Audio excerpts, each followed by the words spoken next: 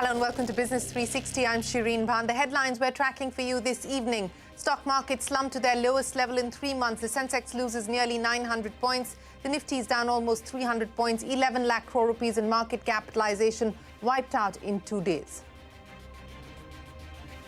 The Adani stock rout deepens. All group stocks plunge in trade for the second day in a row after a Hindenburg report raised red flags. 4 lakh crore rupees in market cap wiped out.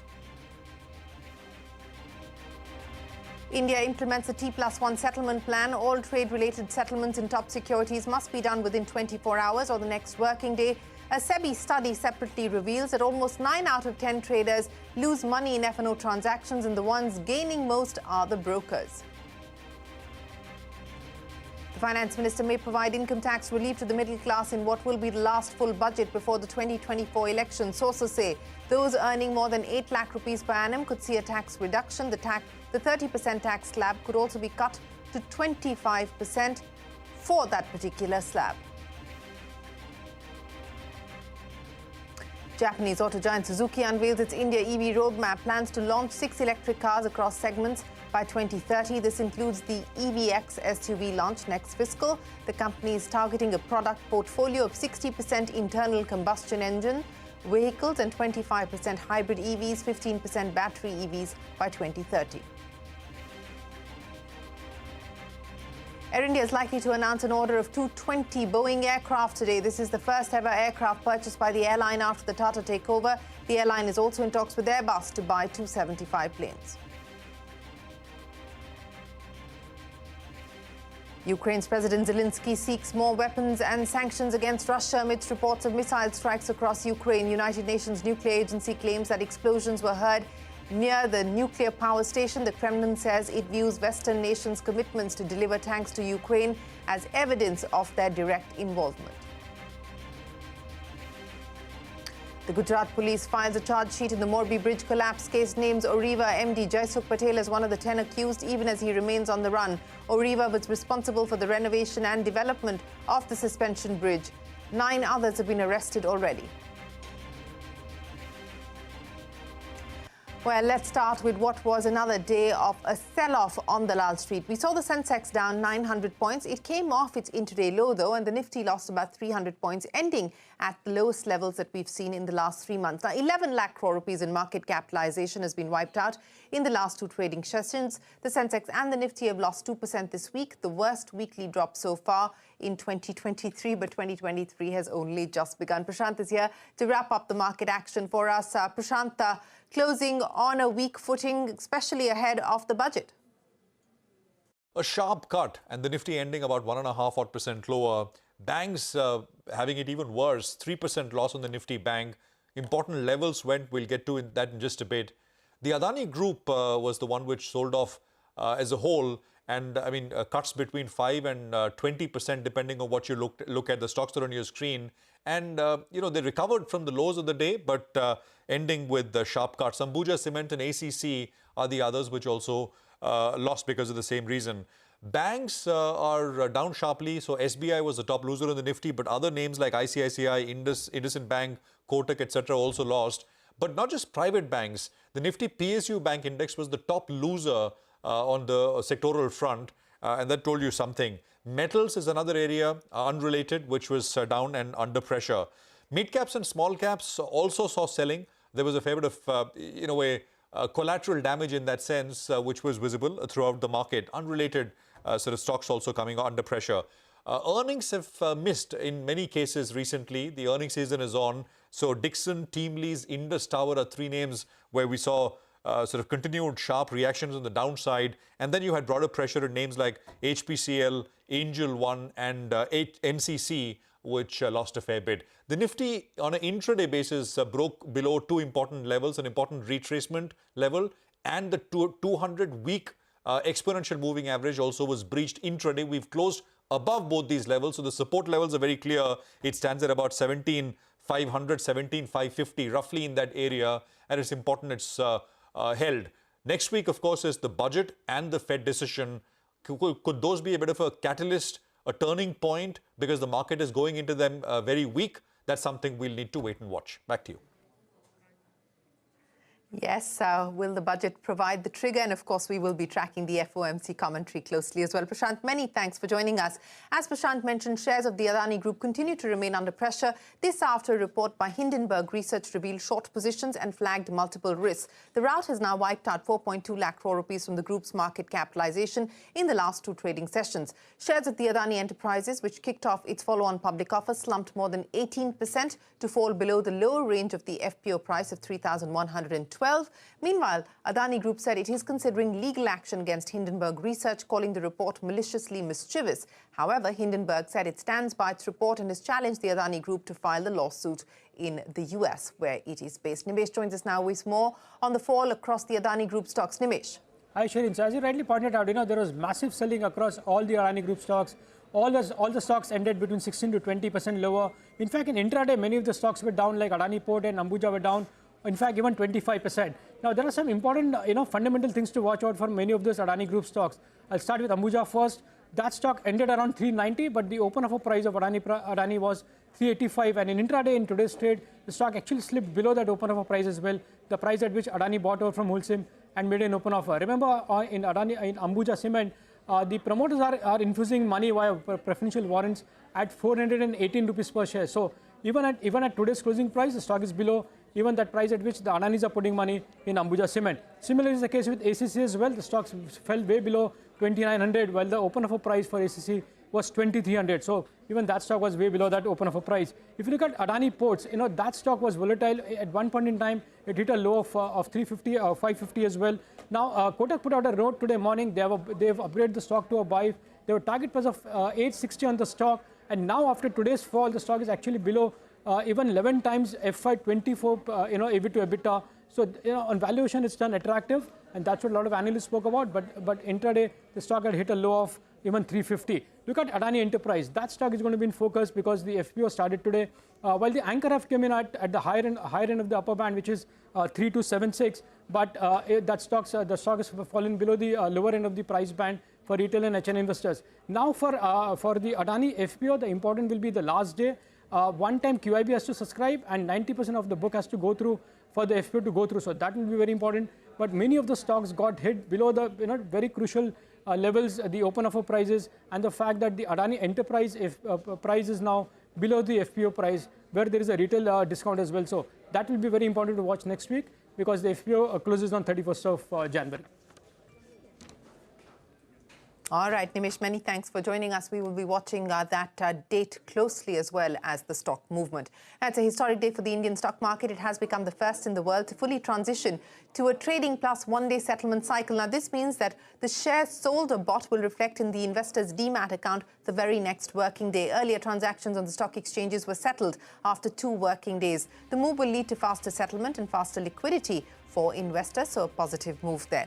Now, a study conducted by the market regulator SEBI highlights that 9 out of 10 individual traders have incurred losses in the F&O segment last fiscal. They made an average loss of 1.1 lakh rupees. The data, which has been collated from top 10 brokers in India, reveals that there has been a 5-fold increase in the number of individual traders in the equity F&O trading segment between FY19 and FY22. So that is some cautionary data there on the F&O side.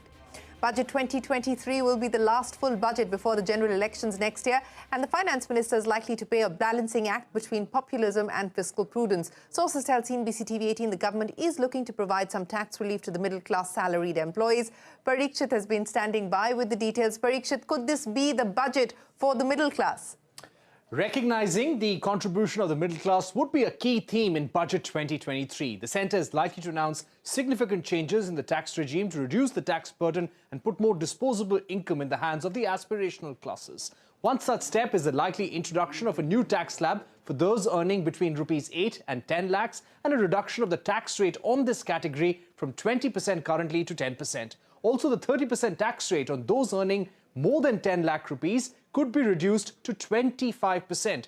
Reducing certain cess rates is also being contemplated. Other tax measures to ease the pressure on the middle class could be increasing the exemption limit under ATC from 1.5 to 2 lakhs, increasing exemption on housing loans, and increasing tax benefits under ATD is also being discussed. That's not all. Job creation could be the other big theme in the budget. with a scheme to increase urban employment and a scheme to support gig workers with loans. The FM is likely to nudge banks to lend more to MSMEs with interest subvention and loans without collateral. For the farmers, the government is considering increasing subsidy under Kisan Samman Nidhi from Rs 6,000 to 8,000. That could very well figure in the budget. On the PLI front, the FM is likely to announce a fresh outlay for sectors which are labour-intensive with high export potential and those which have a strong MSME value chain. So this is the last full budget ahead of the general election, and let's see how the government does a balancing act between populism and fiscal prudence and how they handle fiscal deficit. Well, let's see. Indeed, Parikshit, many thanks for joining us, and we will know more when the Finance Minister reveals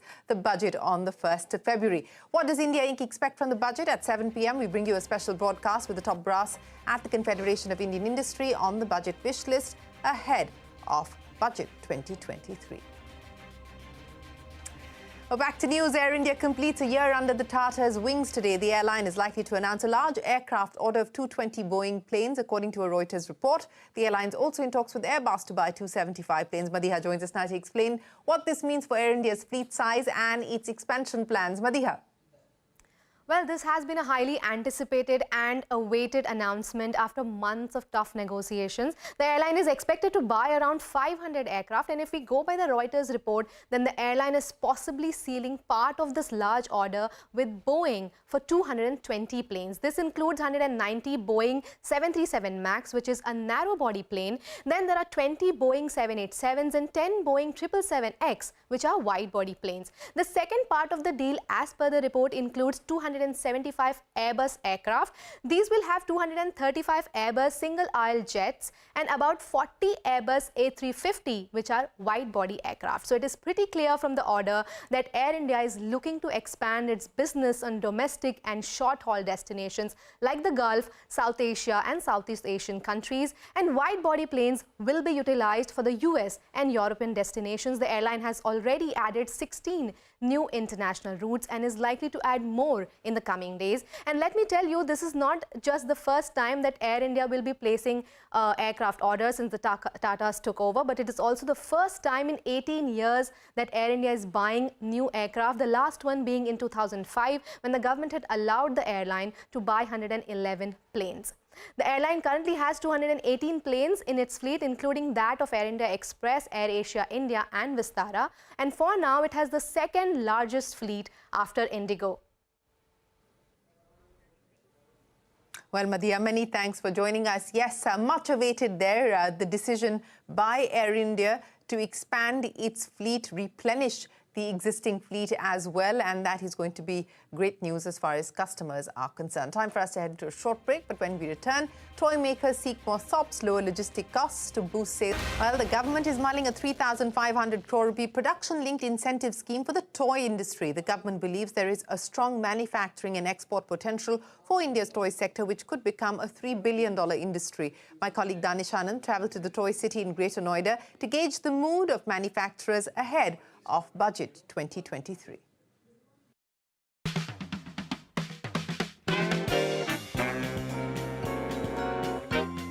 The union budget is just around the corner and every industry is eagerly waiting to hear what's in store for them.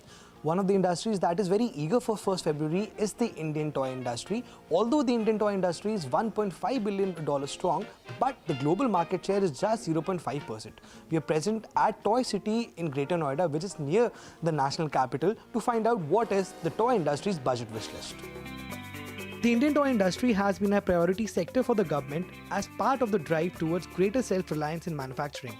A hike in customs duties to 60%, BIS certification and quality control orders have brought down imports by 67% in the last 7 years. Export of toys from India has increased from $96 million in 2015 to $327 million in 2022. While the government wants India to soon become a powerhouse in toy manufacturing, toy makers say a lot more needs to be done. India has a big domestic population and a very small presence in the global market. The global market is more than 7 lakh crore, we are not even 0.5%. So there is a huge opportunity. In terms of the policy initiatives that we expect a PLI to come out. We also expect a national toy policy to come out in the budget. Sunload Apparels and Toys, an MSME, is one of the major exporters of Disney soft toys from India. The company is hoping for incentives that will make Indian toys more competitive against Chinese toys in the global market. China accounts for 70% of global toy exports and India's share is less than 1%. On the company's wish list is a PLI scheme and the renewal of the Technology Upgradation Fund. The major need that we have right now is to have a level playing field with China with regards to exports. Now, China gives a subsidy or a duty drawback of about 14% to their toy exporters, while we get only about 1.5 to 2.5%. If the government supports our needs and helps us in bridging the gap between what we have with China and Vietnam, we would definitely be able to cater to at least 5 to 10% of the global market in the next 10 years. The industry is also seeking a ease of doing business measures, including reduction in logistics costs and rationalization of drawback rates, so that India can have a bigger share in the $73 billion global toy market. The freight cost from Bombay to different countries, that is quite a lot more than when we compare it to China. So we need the government to intervene and either subsidize us or reduce the port charges for the shipping companies, and also that these prices can come at the same level. The social compliance and the testing compliance, that is quite expensive in India. So again, that has to be taken care of somehow. Everyone hopes that the upcoming union budget will be a major game changer for India's growth story. The toy industry expects the government to announce a PLI scheme for toy manufacturing, restart the Technology Upgradation Fund, make some kind of announcement to reskill and upskill the existing workforce. And with these announcements, the industry expects that this will not only cater to a boost in the domestic demand, but will also help to increase India's global market share in toy manufacturing from the existing 0.5% to at least 5 to 10% in the times to come. With video journalists Nitin and Saurabh, this is Danish Anand for CNBC-TV18. Well, that is the big hope, that the toy sector could be one of those that gets a PLI scheme in the budget this time around. And with that, it is time for us to wrap up this edition of Business 360. Thanks very much for watching. Stay tuned. The CNBC-TV18 Editors Roundtable, our Friday favorite, coming up on the other side.